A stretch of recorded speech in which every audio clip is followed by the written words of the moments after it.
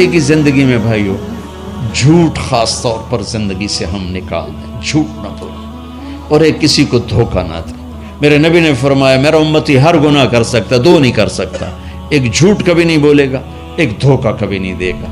تم جھوٹ نہ بولیں، دھوکہ نہ دیں، ظلم نہ کریں، زیادتی نہ کریں۔ ظلم و زیادتی سے اللہ کا غضب حرکت میں آ جاتا ہے۔ میرے نبی نے فرمایا من آذا ذمیا فقد آذانی، جس نے کسی غیر مسلم کو بھی دکھ پہنچایا تو اس نے مجھے دکھ پہنچایا، جس نے کسی غیر مسلم کو دکھ پہنچایا اس نے مجھے دکھ پہنچایا۔ میرے نبی نے تو اپنے ساتھ رہنے غیر مسلموں کے ساتھ اتنی رحمت للعالمین کا ثبوت دی۔ ہم ان کے برتن بھی الگ کرتے، وہ برتن کو ہاتھ لگانے میں کہ دھو، برتن دھو کے لاؤ، اتنی نفرت کا اظہار۔ بھائیو محبت سے رہیں، اپنے کاروبار میں ہو سچ بولو، صحیح تولو، وعدہ خلافی نہ کرو، وعدے سے پھرو مت، کسی کو دھوکہ نہ دو، کسی کو فراڈ نہ کرو۔ بازار کا دین سچائی ہے، صحیح تولنا ہے اور دھوکہ نہ دینا ہے۔ گھر کا دین ماں باپ زندہ ہیں، ان کے پیر دھو لو، ان کی دعائیں لے لو۔ گھر والے ہو اپنی بیوی سے حسن سلوک کرو، گالی دینا، تانے دینا، طنز بولیاں، اپنے گھروں کو آگ نہ لگاؤ۔ ہمارا جوائنٹ فیملی سسٹم ہے، ماں باپ کو اپنا مقام دو، بیوی کو اپنا مقام دو۔ ہمارا سسرالی معاشرہ ظالم ہے، درد سے کہہ رہا ہوں ظالم ہے، ہمارا سسرالی معاشرہ ظالم ہے، چاہے دیندار کہلاتے ہوں، چاہے دنیا دار کہلاتے ہوں، چاہے پڑھے لکھے کہلاتے ہوں، چاہے ان پڑھ کہلاتے ہوں، ظلم ہے۔ میں کہاں سے اس کی تعویل کروں؟ اگر ماں باپ کی طرف سے زیادتی ہے اپنی بیوی کو بچاؤ، اور کہیں بیویاں ایسی زوردار ہیں کہ وہ گھر کو آگ لگانے پر آئی ہوتی ہیں، اگر بیوی زیادتی کرے تو ماں باپ کو بچاؤ۔ یہ تمہارا کام بیچ میں ایک پل بننا ہے، دونوں رشتوں کو جوڑنا ہے۔ جس طرف بہنوں کی طرف سے زیادتی ہے بیوی کو بچاؤ، بیوی کی طرف سے اپنے دوسرے رشتوں کو بچاؤ۔ ہم اس میں افراط ہوتا یعنی کمی زیادتی کا شکار ہیں۔ کچھ ماں باپ کے پریشر میں بیویوں پر ظلم ڈھا دیتے اور کچھ بیویوں کے پریشر میں ماں باپ کو ذلیل کر دیتے ہیں۔ یہ دونوں انسانیت سے دور کی چیزیں ہیں۔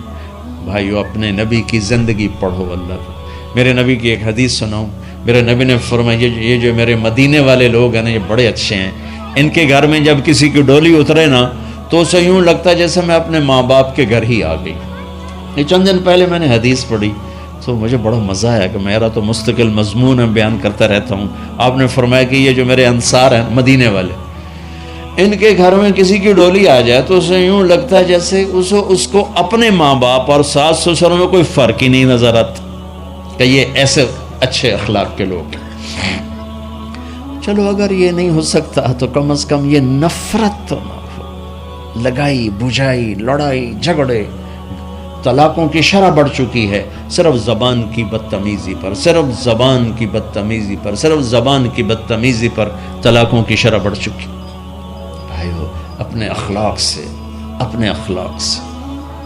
اپنے رشتوں کو جیتو۔ ماں باپ کا دل جیتنا ہے، بہن بھائیوں کا دل جیتنا ہے، اپنی بیوی کا دل جیتنا ہے اچھے اخلاق کے ساتھ۔ بیوی کے ذمہ خاوند کا دل جیتے اچھے اخلاق کے ساتھ، ساس سسر کا دل جیتے اچھے اخلاق کے ساتھ، اپنے بہن بھائیوں کا دل جیتے اچھے اخلاق کے ساتھ۔ میرے رب کی قسم تم چپ رہنا سیکھ لو، عزت تمہارے قدموں میں آ کے گرے گی۔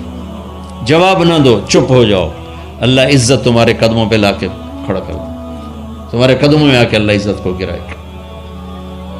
اولاد کو عزت دو، اولاد کو عزت دو، اولاد کو عزت دو، ان کو ٹائم دو، پھر یہ ساری زندگی تمہارے غلام بنے گے۔ 3 سال کے بچے کو اسکول میں دھکا دے دیا، آیا تو ٹیوشن والے کے پاس بھیج دیا اور خود اپنے مزے کیے، تو یہ اولاد کبھی تمہاری نہیں ہوگی۔ انہیں ٹائم دو اور اولاد کی خواہشات کا خیال کرو، ان پر ایسے ماں باپ ہونے کی ایسی دھونس مت جماؤ۔ آج کل اولاد نافرمان ہے، آدھا قصور ماں باپ کا ہے، آدھا اولاد کا ہے، کہ یہ وہ شفقت اور وہ محبت اور وہ ٹائم نہیں دیتے، اس سے آگے بات خراب ہو جاتی۔ اور ایک بڑا حساس موضوع ہے، رشتے ناتوں میں اولاد کی رعایت کرو، اپنی اولاد کی پسند ناپسند کا خیال کرو، ان پر مسلط مت کرو۔ اولاد سے کہتا ہوں کورٹ کی شادیاں نہ کرو، عشق معشوقی کی شادیاں نہ کرو، یہ 99.9% ناکام ہو جاتی ہیں۔ زندگی اور چیز ہے، عشق معشوقی اور چیز۔ اپنے ماں باپ کی دعائیں برکتیں لے کر شادی کرو۔ لیکن ماں باپ سے کہتا ہوں اگر کہیں بچی کہہ دے میں نے نہیں کرنی یہاں، تو اللہ کے واسطے اس کی رعایت کرو، اس کو گائے بھینس نہ بناؤ کہ جس قلے نال مرضی جا کے بن چھڈو۔ انسان ہے، جانور نہیں ہے، انسان ہے۔ زندگی جس نے گزارنی اس کی رعایت کرو، اس کی رعایت کرو۔ اولاد سے کہتا ہوں ایسے لو میرج اور گرل فرینڈ بوائے فرینڈ ہمارا کلچر نہیں ہے، یہ ہلاکت اور تباہی کا راستہ۔ میں قربان جاؤں میرے نبی کہ صاحبزادی جنت کی عورتوں کی سردار کا رشتہ آسمان پہ طے ہو چکا ہے کہ علی کے ساتھ کیا جائے گا۔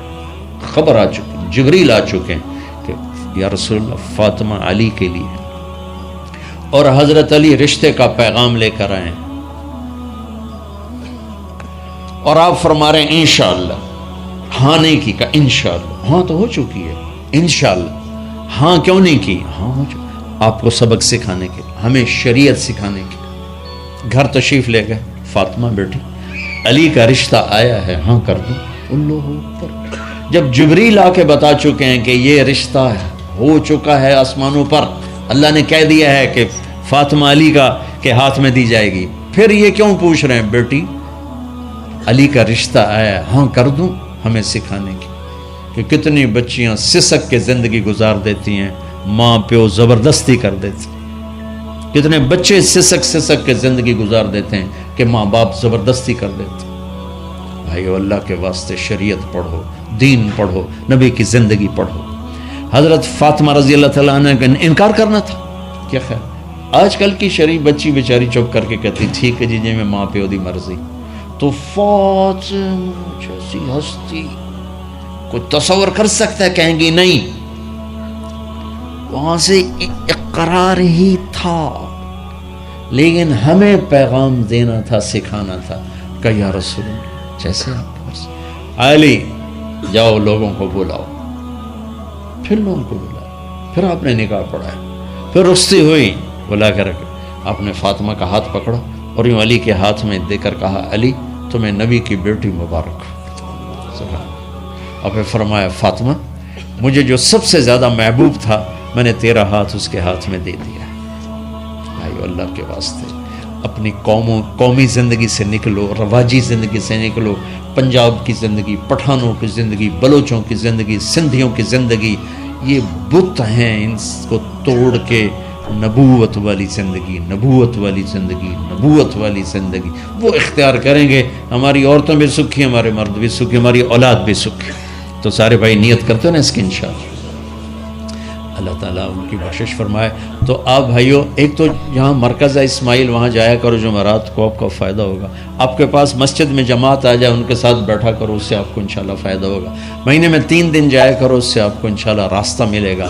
اور دعا سے پہلے اگر کسی سے لڑے ہوئے ہو، مستورات میں کوئی کسی سے لڑی ہوئی ہے یا آپ کسی سے لڑے ہوئے ہو، تو میں ہاتھ جوڑتا ہوں، مر جانے والی جگہ پہ کیا لڑائیاں، معاف کر دو، معاف کر دو، معاف کر دو، اللہ پہ چھوڑ دو۔